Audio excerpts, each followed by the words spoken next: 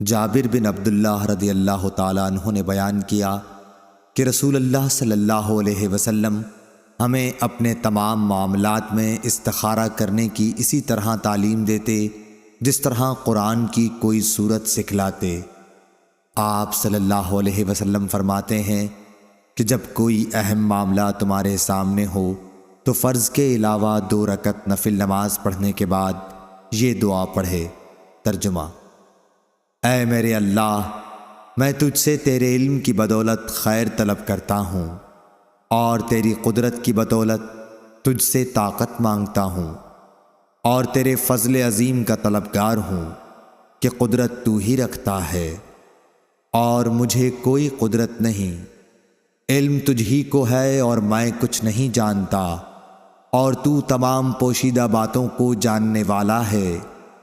اے میرے اللہ، اگر تو جانتا ہے کہ یہ کام جس کے لیے استخارہ کیا جا رہا ہے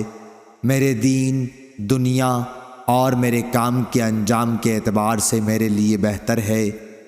یا آپ صلی اللہ علیہ وسلم نے یہ فرمایا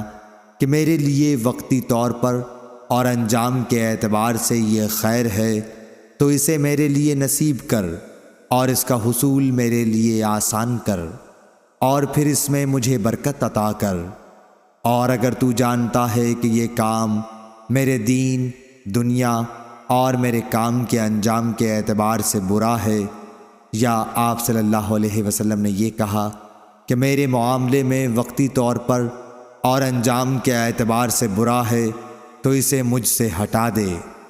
اور مجھے اس سے ہٹا دے، پھر میرے لیے خیر مقدر فرما دے جہاں بھی وہ ہو، اس سے میرے دل کو مطمئن بھی کر دے۔ آپ صلی اللہ علیہ وسلم نے فرمایا کہ اس کام کی جگہ اس کام کا نام لے۔ صحیح بخاری حدیث نمبر 1162۔